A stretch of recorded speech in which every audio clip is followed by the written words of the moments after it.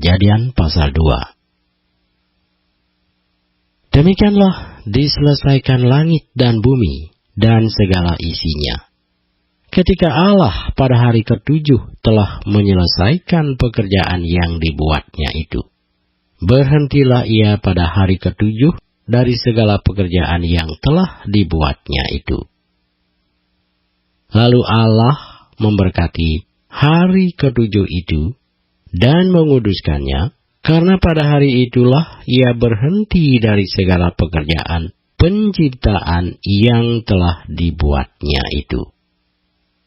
Demikianlah riwayat langit dan bumi pada waktu diciptakan.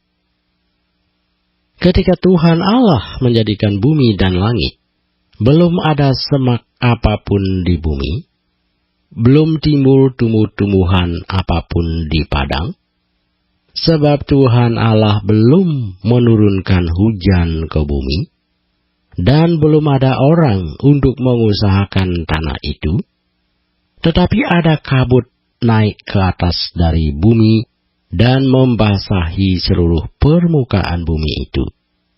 Ketika itulah Tuhan Allah membentuk manusia itu dari debu tanah dan menghembuskan nafas hidup ke dalam hidungnya. Demikianlah manusia itu menjadi makhluk yang hidup. Selanjutnya Tuhan Allah membuat taman di Eden. Di sebelah timur, disitulah ditempatkannya manusia yang dibentuknya itu. Lalu Tuhan Allah menumbuhkan berbagai-bagai pohon dari bumi yang menarik dan yang baik untuk dimakan buahnya. Dan pohon kehidupan di tengah-tengah taman itu, serta pohon pengetahuan tentang yang baik dan yang jahat.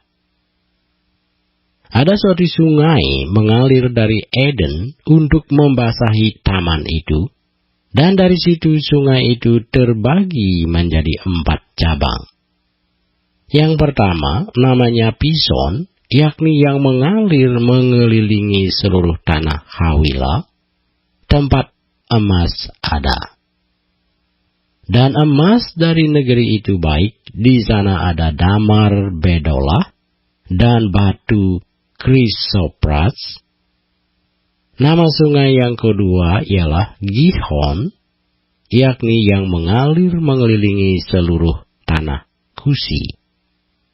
Nama sungai yang ketiga ialah Tigris, yakni yang mengalir di sebelah timur Asur. Dan sungai yang keempat ialah Efrat. Tuhan Allah mengambil manusia itu dan menempatkannya dalam Taman Eden untuk mengusahakan dan memelihara taman itu. Lalu Tuhan Allah memberi perintah ini kepada manusia. Semua pohon dalam taman ini boleh kau makan buahnya dengan bebas. Tetapi pohon pengetahuan tentang yang baik dan yang jahat itu, janganlah kau makan buahnya. Sebab pada hari engkau memakannya, pastilah engkau mati. Tuhan Allah berfirman, tidak baik kalau manusia itu seorang diri saja. Aku akan menjadikan penolong baginya, yang sepadan dengan dia.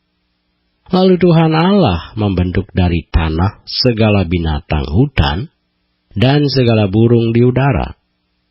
Dibawanyalah semuanya kepada manusia itu untuk melihat bagaimana ia menamainya, dan seperti nama yang diberikan manusia itu kepada tiap-tiap makhluk yang hidup, demikianlah nanti nama makhluk itu. Manusia itu memberi nama kepada segala ternak, kepada burung-burung di udara, dan kepada segala binatang hutan. Tetapi baginya sendiri, ia tidak menjumpai penolong yang sepadan dengan dia. Lalu Tuhan Allah membuat manusia itu tidur nyenyak. Ketika ia tidur, Tuhan Allah mengambil salah satu rusuk daripadanya, lalu menutup tempat itu dengan daging. Dan dari rusuk yang diambil Tuhan Allah dari manusia itu, dibangunnyalah seorang perempuan, lalu dibawanya kepada manusia itu. Lalu berkatalah manusia itu, inilah dia, tulang dari tulangku, dan daging dari dagingku. Ia akan dinamai perempuan, sebab ia diambil dari laki-laki. Sebab itu seorang laki-laki akan meninggalkan ayahnya dan ibunya, dan bersatu dengan istrinya, sehingga keduanya menjadi satu daging. Mereka keduanya telanjang, manusia dan istrinya itu, tetapi mereka tidak merasa malu.